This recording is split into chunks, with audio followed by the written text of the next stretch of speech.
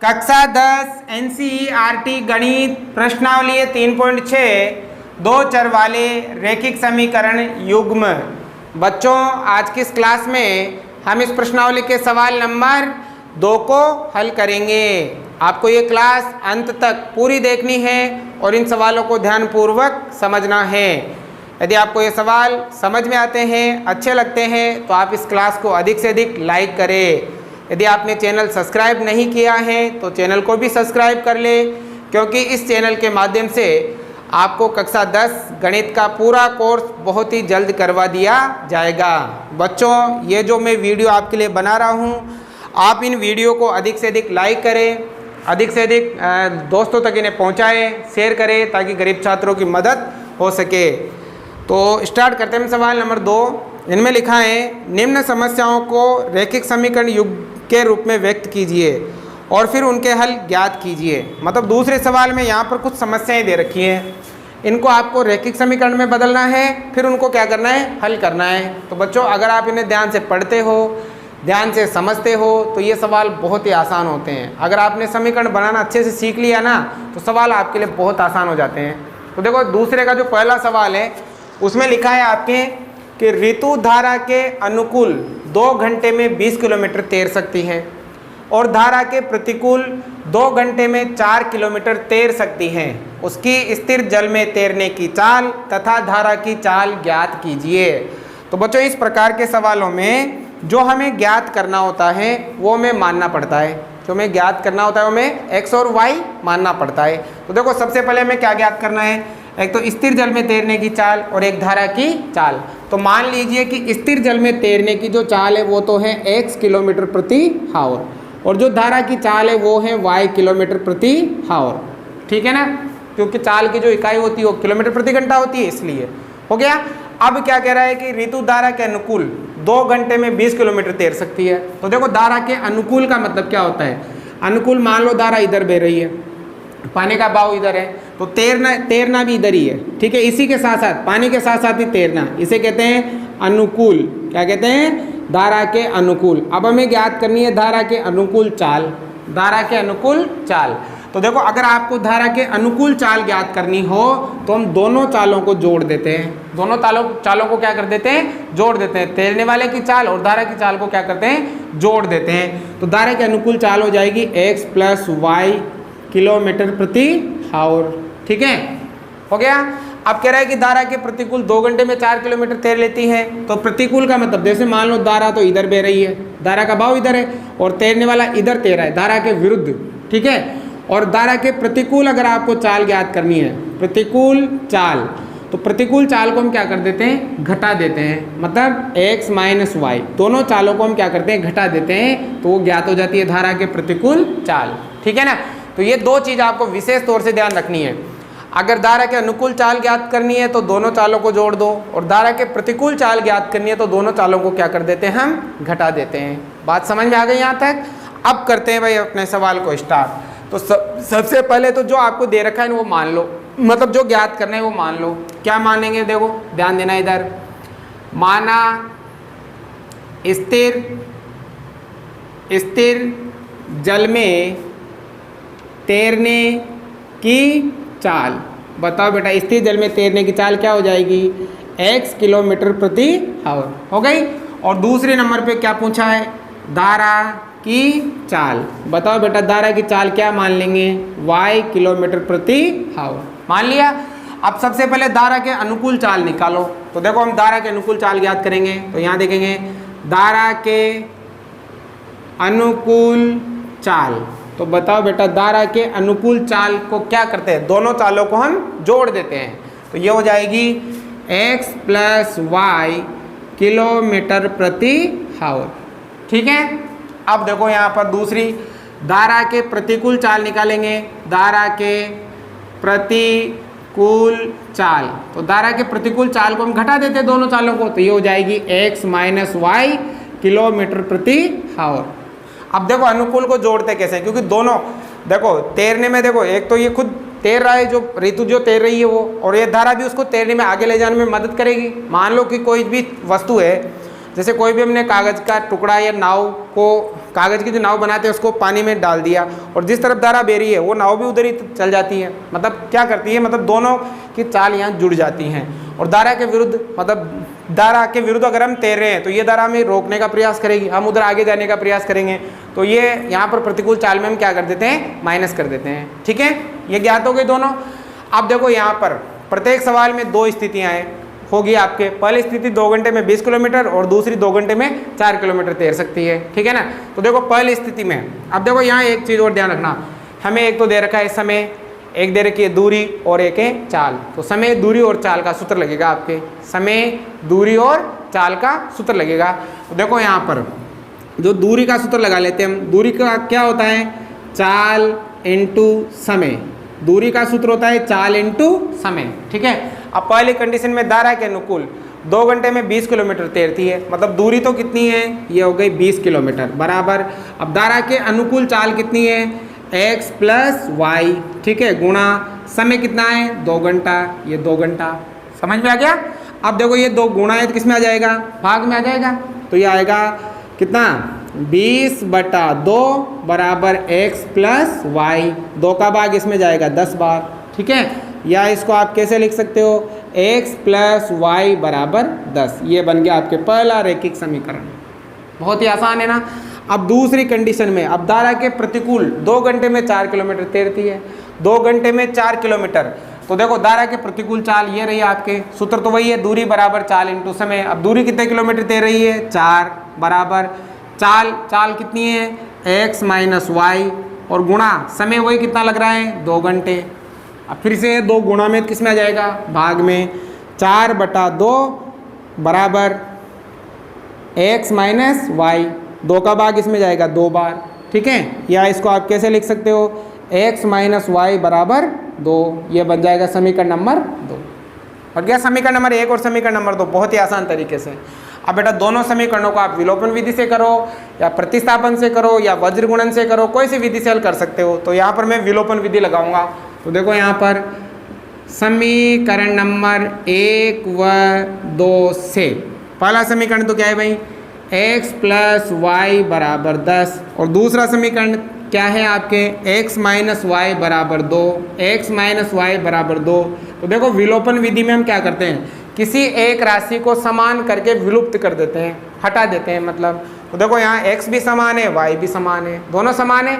या तो आप इन्हें जोड़ लो, अगर जोड़ोगे तो y विलुप्त हो जाएगा, या आप घटा लो, घटाओगे तो x विलुप्त हो जाएगा। तो हम जोड़ लेते हैं। तो समीकरण 1 व 2 को जोड़ने पर, अब जोड़ोगे ना तो देखो ये y से तो y खत्म हो गया, क्योंकि 1 प्लस का 1 माइनस का विलुप्त हो गया। एक x में एक x जोड़ेंगे तो ये होगा 2x बराबर 10 में 2 जोड़ेंगे तो होगा 12। अब मान हमें x का ज्ञात करना है तो 2 गुणा है तो भाग में, तो x बराबर हो जाएगा 12/2 और 2 का भाग देंगे 12 में तो x का मान आ जाएगा 6। आ गया ना x का मान 6। मतलब स्थिर जल में तैरने की चाल कितनी आ गई, 6 किलोमीटर प्रति घंटा आ गई। अब y का मान ज्ञात करना है तो x के मान को या तो पहले समीकरण में रख दो या दूसरे में रख दो। तो क्या लिखेंगे, x का मान समीकरण नंबर 1 में रखने पर, पहले समीकरण में रखना है। अब पहला समीकरण ये रहा आपके x प्लस वाई बराबर 10। तो x की जगह x का मान 6 प्लस y बराबर 10। मान y का ज्ञात करना है तो 6 का पक्षांतरण कर दो, तो y बराबर 10, प्लस का है तो माइनस का, तो y बराबर आ जाएगा 4। तो y का मान आ गया 4 और x का मान कितना आ गया, 6 आ गया भाई, आ गया ना। तो जो y का मान है वो धारा की चाल है, तो धारा की चाल आ गई 4 और स्थिर जल में तैरने की चाल कितनी आ गई, 6 आ गई। तो यहाँ लिख देंगे, अतः स्थिर जल में तैरने की चाल, स्थिर जल में तैरने की चाल कितनी आ गई, 6 किलोमीटर प्रति घंटा, 6 किलोमीटर प्रति घंटा। और दूसरे में लिख देंगे धारा की चाल, धारा की चाल y मानी थी तो कितने आ गया, 4 किलोमीटर प्रति घंटा। ये आ जाएगा आपका आंसर। तो देखो बहुत ही आसान है, अगर ध्यान से आप समझोगे तो आसानी से आपको समझ में आ जाएगा। आ गया समझ में। सवाल नंबर 2 महिलाएं एवं 5 पुरुष एक कसीदे के काम को साथ साथ 4 दिन में पूरा कर सकते हैं। जबकि 3 महिलाएं एवं 6 पुरुष इसको 3 दिन में पूरा कर सकते हैं। ज्ञात कीजिए कि इसी कार्य को करने में एक अकेली महिला कितना समय लेगी। पुनः इसी कार्य को करने में एक पुरुष कितना समय लेगा। बच्चों इस प्रकार के सवालों में जो हमें ज्ञात करना है वो हमें मानना पड़ता है, ठीक है ना। तो हमें ज्ञात क्या करना है, हमें ज्ञात करना है कि कसीदे के काम को एक अकेली महिला कितने समय में पूरा करेगी और एक अकेला पुरुष कितने समय में पूरा करेगा। ये हमें मानना है, मतलब मानना है, ज्ञात करना है तो मानना पड़ेगा। तो माना कि एक महिला इस काम को समाप्त करने में x दिन लगाती है और माना एक पुरुष इस काम को समाप्त करने में y दिन लगाता है। तो सबसे पहले तो ये मान लेते हैं हम। तो देखो ध्यान देना इधर, हल माना एक महिला काम को समाप्त करती हैं, काम को समाप्त करती हैं। बताओ कितने दिन में करती हैं, ये मान लो x दिन में करती है, ठीक है। और एक पुरुष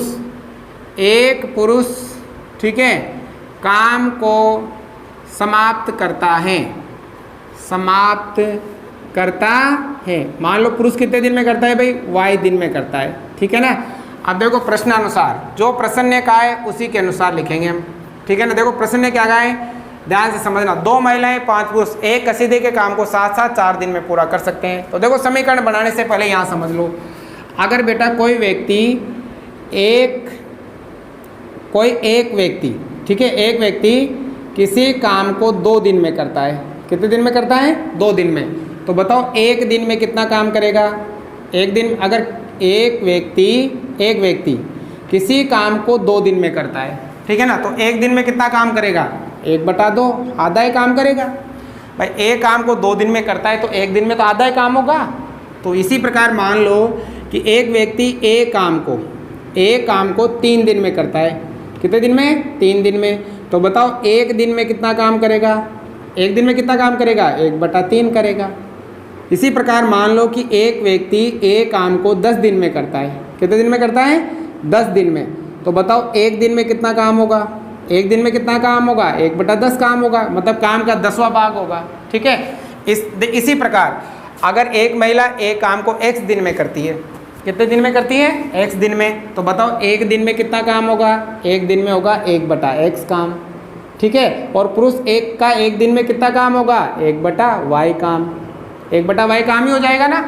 अगर पुरुष 1 है तो 1/x और पुरुष 5 है तो 5/x, अगर महिला 2 है तो 2/x। समझ में आई ये लाइन। एक दिन में एक काम को 2 दिन में करेगा तो एक दिन में कितना काम होगा, 1/2। देखो ना ये भाग में आ जा रहा है, ये क्या आ रहा है, भाग में आ रहा है। तो ये काम वाली सिचुएशन को इस प्रकार से हम ज्ञात करते हैं। तो पहली शर्त के अनुसार देखो 2 महिलाएं एक दिन में कितना काम करेगी, 2/x। भाई एक महिला x दिन में करती है तो एक दिन में कितना करेगी भाई, एक दिन में करेगी 2 महिलाएं 2/x प्लस 5 पुरुष कितने दिन में करेंगे, 5/y और बराबर एक दिन का काम, वो 4 दिन का काम है, एक दिन का हो जाएगा 1/4। भाई एक काम 2 दिन में होता है तो एक दिन में 1/4 होगा। अगर ये दोनों मिला के काम को 4 दिन में करती है तो एक दिन का काम कितना हो जाएगा, 1/4 हो जाएगा, ठीक है। अब देखो यहाँ बटे में आ रहा है 4, तो सबको 4 से गुणा कर देंगे ताकि ये 4 यहाँ से हट जाएगा। तो देखो यहाँ 4 से गुणा करो, 4 दूनी 8/x प्लस यहाँ 4 से गुणा करो, 4 पंजे 20/y बराबर, इसको भी 4 से गुणा करेंगे, 4 से 4 कट जाएगा, 1 आ जाएगा। तो देखो ये तो है आपके समीकरण नंबर 1 पहली शर्त के अनुसार, ठीक है। अब दूसरी शर्त में देखो, दूसरी शर्त में क्या कहा है, जबकि 3 महिलाएं एवं 6 पुरुष इसको 3 दिन में पूरा करती है। 3 महिलाएं और 6 पुरुष कितने दिन में पूरा करती है, 3 दिन में। तो बताओ एक महिला काम समाप्त करती है x दिन में, तो 3 महिलाओं का इसी के अनुसार क्या हो जाएगा, 3/x प्लस दूसरा क्या हो जाएगा पुरुषों का 6/y बराबर। अब उधर एक दिन है 3 दिन है तो एक दिन का काम हो जाएगा 1/3। अब यहाँ भी बटे में 3 आ रहा है तो सबको 3 से गुणा कर दो। तो देखो यहाँ 3 से गुणा करेंगे, 3 3 9/x प्लस 36 18/y और यहाँ 3 से गुणा करेंगे तो 1 आ जाएगा। ये बन जाएगा समीकरण नंबर 2। तो देखो ये दोनों समीकरण जैसे आपके सवाल नंबर 1 में थे सेम उसी के जैसे बन गए ना। तो इसको आप रैखिक समीकरण में बदलो। अब बदलने के लिए क्या करेंगे, मान लेंगे, माना देखो यहाँ 1/x, यहाँ 1/y, यहाँ भी 1/x, यहाँ भी 1/y, तो 1/x बराबर तो मान लिया a और 1/y बराबर मान लिया p। ठीक है ना, ये मान लेंगे हम। पहले जो सवाल देखे हैं सेम उसी तरह से हैं। तो देखो 1/x की जगह a लिखेंगे, मतलब पहली जो समीकरण है वो तो क्या बन जाएगी, देखो 8 है तो 8a प्लस ये बन जाएगी 20b बराबर 1, ये समीकरण नंबर 3। और दूसरी देखो ये बन जाएगा 9a प्लस ये बन जाएगा 18b बराबर 1, ये बन जाएगा समीकरण नंबर 4। बन गया ना। अब बन गया समीकरण नंबर 3 व 4। अब इनको विलोपन विधि से हल करेंगे। तो विलोपन विधि में क्या करना है, किसी एक राशि को समान करना है। तो देखो अगर a को समान करें तो ये जो 8 है उसको तो 9 से गुणा करेंगे और 9 को 8 से गुणा करेंगे, तो समीकरण नंबर 3 को तो 9 से गुणा कर देंगे और समीकरण नंबर 4 को 8 से गुणा कर देंगे। ठीक है ना, तो करो गुणा। 9 8 72a, 9 8 72a आ गया, प्लस अब 9 को 9 दूनी 18 180b बराबर 9 एकम 9। ठीक है, अब इसी प्रकार 8 8 9 72a प्लस 8 को इससे गुणा करेंगे तो 8 छंग 8 वाटी 64 हासिल का 6, 8 और 6 हो गया 14 और b बराबर 8 एकम 8 हो गया, दोनों बराबर। अब बराबर है, दोनों जगह चिन्ह भी बराबर है तो घटा देंगे। तो यहाँ लिखेंगे घटाने पर, घटाएंगे तो ये भी माइनस, ये भी माइनस और ये भी माइनस, चिन्ह बदलते हैं। तो देखो 72 से तो 72 कट गया। अब 180b में से 144b घटाएंगे तो देखो 10 में से 4 गया तो 6, 7 में से 4 गया तो 3 और ये b बराबर 9 में से 8 गया तो 1। हमें यहाँ मान ज्ञात करना है b का, तो ये गुणा किसमें जाएगा, भाग में, तो b बराबर आ जाएगा 1/36 आ गया b का मान। अब a का मान निकालना है तो b के मान को या तो पहली समीकरण में रख दो या दूसरे में, मतलब तीसरे में रख दो या चौथी में रख दो। ठीक है, तो b का मान समीकरण नंबर 1 में रखने पर, समीकरण नंबर 1 ये रहा आपके, b का मान देखो 8 है का तो 8 है, प्लस है तो प्लस, 20 का 20 गुणा b का मान 1/36 बराबर 1। ठीक है, अब यहाँ देखो काटेंगे हम, ये किसे कटेगा भाई, ये कटेगा आपके 4 से, 4 पंजे 20 और 4 नाम 36, 9 बार, तो आ गया आपके 8a प्लस 5/9 बराबर 1। अब नीचे 9 आ रहा है तो सबको 9 से गुणा कर दो ताकि ये 9 यहाँ से हट जाएगा। तो 9 से गुणा करेंगे तो 9 8 72a प्लस 9 से इसको गुणा करेंगे, 9 से 9 कट जाएगा 5, 9 को इससे गुणा करेंगे 9 एकम 9, 5 को उधर भेज दो तो ये आ जाएगा आपके 72a बराबर 9 माइनस 5, तो 72a बराबर 9 में से 5 गया तो 4, ये 72 गुणा है तो भाग में, तो 4/72। ठीक है, अब दोनों में किसका भाग जा रहा है भाई, आपके 4 का भाग जा रहा है, 4 एकम 4 और 4 एकम 4, 3 बच गया, 32 हो गया। तो कितने बार जाएगा, 8 चौक 32, 8 बार, तो ये आ गया 1/18, ये तो आ गया a का मान। ठीक है ना, और ये आ गया आपके किसका, b का मान।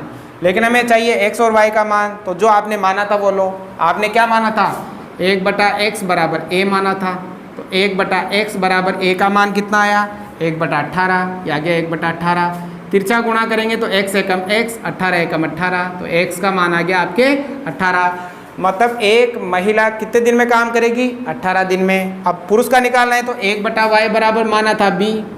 ठीक है, 1/y का तो y, b का मान कितना आया 1/36, ये 1/36। तिरछा गुणा करेंगे तो y एकम y, 36 एकम 36, तो एक पुरुष कितने दिन में काम करेगा, 36 दिन में।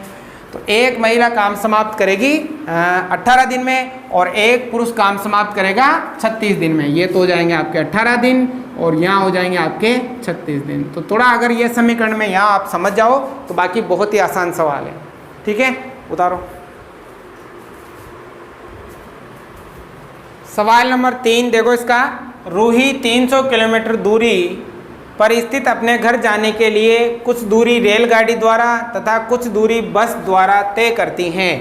यदि वह 60 किलोमीटर रेलगाड़ी तथा शेष बस द्वारा तय करती हैं तो उसे 4 घंटे लगते हैं। यदि वह 100 किलोमीटर रेलगाड़ी से तथा शेष बस द्वारा तय करती हैं तो उसे 10 मिनट अधिक लगते हैं। रेलगाड़ी व बस की चाल ज्ञात कीजिए।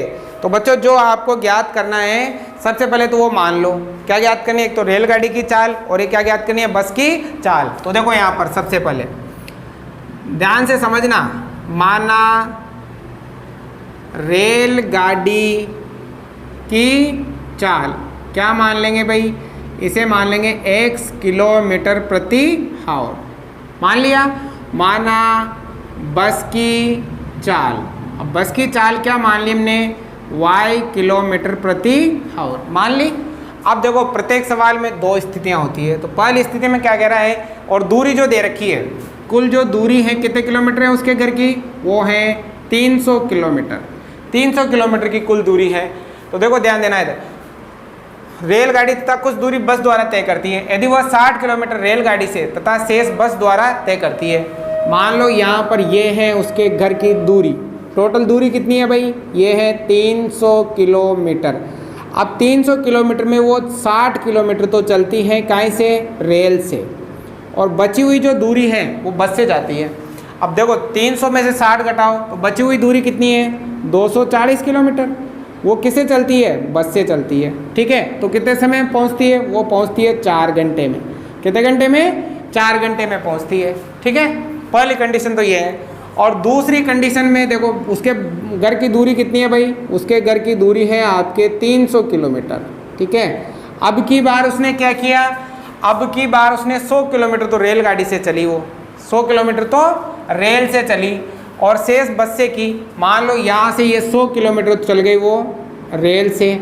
ठीक है, और अब बची हुई कितनी, 300 में 100 गई तो 200 किलोमीटर चली वो बस से, तो उसे 10 मिनट अधिक लगते हैं। मतलब पहले 4 घंटे लगते थे, अब 10 मिनट ज़्यादा लग रहे हैं, मतलब अब लग रहे हैं उसको 4 घंटे प्लस 10 मिनट, 4 घंटे प्लस 10 मिनट लगते हैं। ठीक है, ये कंडीशन है आपके। ठीक है, अब देखो समय दे रखा है तो आप यहाँ समय का सूत्र लगाओगे। समय का सूत्र क्या होता है, समय बराबर होता है दूरी बटा चाल, दूरी बटा चाल, ये होता है ना। समय बराबर क्या होता है, दूरी बटा चाल होता है। अब देखो सबसे पहले रेल की दूरी, रेल की और दोनों की दूरियां निकालेंगे, मतलब बस रेल का समय और बस का समय निकालेंगे। तो रेल की दूरी कितनी है, 60 बटा चाल कितनी है रेल की, x, तो ये x प्लस, अब बस की दूरी कितनी है 240 बटा चाल कितनी है y, और बराबर कितना समय लगता है 4 घंटे। तो इस प्रकार ये तो पहला समीकरण बन जाएगा आपके। अब दूसरे में भी ऐसे समीकरण बनाएंगे। देखो समय कितना है, समय बराबर दूरी बटा चाल होता है, तो रेल की दूरी कितनी है 100 बटा रेल की चाल कितनी है x प्लस बस की दूरी कितनी है 200 बटा बस की चाल कितनी है y बराबर। अब 10 मिनट अधिक लगते हैं, तो देखो ये मिनट है, इसको भी आपको घंटे में बदलना है। यहाँ घंटे है तो घंटे में बदलना है, तो 60 का भाग दे देंगे, क्योंकि एक जो घंटा होता है उसमें 60 मिनट होते हैं। अब 60 का भाग दे देंगे, देखो ये कट गया 0 से 0, है ना, तो आ जाएगा आपको कितना 4 सही 1 बटा 6। ठीक है ना, तो 6 चौका 24 और 1 हो गया 25 बटा 6 घंटे। 25 बटा 6 क्या हो गया, घंटे हो गया। तो ये एक समीकरण तो ये हो जाएगा और एक समीकरण ये हो जाएगा। समझ में आया कुछ? ठीक है, तो देखो ध्यान देना, पहली स्थिति में देखो बेटा, सबसे पहले तो हम लगाएंगे सूत्र किसका, समय का। समय बराबर होता है दूरी बटा चाल, ये होता है। अब देखो ध्यान दो, सबसे पहले रेलगाड़ी का समय निकालेंगे। ठीक है, तो रेलगाड़ी का समय क्या होता है, दूरी बटा चाल। रेलगाड़ी की चाल कितनी है 60 बट रेलगाड़ी की दूरी कितनी है, सॉरी 60। अब रेलगाड़ी की चाल बटे में चाल आती है सूत्र में, तो x, अब प्लस इसी प्रकार बस की दूरी कितनी है 240 बटे बस की चाल कितनी है x। अब इन दोनों को तय करने में कितना समय लगता है, यहाँ लगता है भाई 4 घंटे। ठीक है, अब देखो यहाँ क्या करना है आपको, सब में 4 का भाग जा रहा है भाई, सब में 4 का भाग दे दो, सब में 4 का भाग लगा दो। देखो यहाँ 4 का भाग लगाएंगे तो 4 एकम 4 और 2 बच गए 20 हो गए, 4 पंजे 20, 15 बटा x प्लस यहाँ भी 4 का भाग लगाएंगे, 6 चौका 24, 60 बटा x, और यहाँ भी 4 का भाग लगाएंगे, 4 एकम 4। ये बन गया आपके समीकरण नंबर 1 पहली स्थिति के अनुसार। अब देखो दूसरी स्थिति में क्या लिखा है, दूसरी स्थिति में वही सूत्र लगेगा, समय बराबर दूरी बटा चाल। अब देखो पहले रेल क्या समय निकालेंगे? रेल द्वारा तय की गई दूरी में लगा समय। तो समय का सूत्र क्या होता है? दूरी बटा चाल। रेल कितनी दूरी तय कर रही है? 100 बटा रेल की चाल कितनी है? x प्लस अब बस की दूरी कितनी है? 200 बटा बस की चाल कितनी है? y। अब बराबर इसमें लगता है 4 घंटे प्लस 10 मिनट। 10 मिनट ज़्यादा लगते हैं ना, तो 4 घंटे 10 मिनट हो जाएगा। अब इसको थोड़ा सोल्व कर लेंगे हम। तो देखो यहाँ 100 बटा x प्लस 200 बटा y बराबर, अब मिनट को घंटे में बदलने के लिए 60 का भाग दे देंगे, ठीक है ना। तो ये 0 से 0 कट गया, ये आ गया आपके 4 सही 1 बटा 6। गुणा करेंगे तो 6 चौको 24 और 1 25 बटा 6 आ गया ना। अब देखो सब में आपके 25 का भाग जा रहा है भाई, इसमें भी जा रहा है, इसमें भी जा रहा है, इसमें 25 का भाग जा रहा है, सब में 25 का भाग दे लो। 25 का भाग इसमें देंगे तो 25 चौको 100 4 बार, 25 का भाग इसमें देंगे तो 8 बार, और 25 से कम 25 1 बटा 6 आ गया। अब नीचे बटे में 6 आ रहा है, तो सबको 6 से गुणा कर दो ताकि ये 6 भी हट जाएगा, ठीक है ना।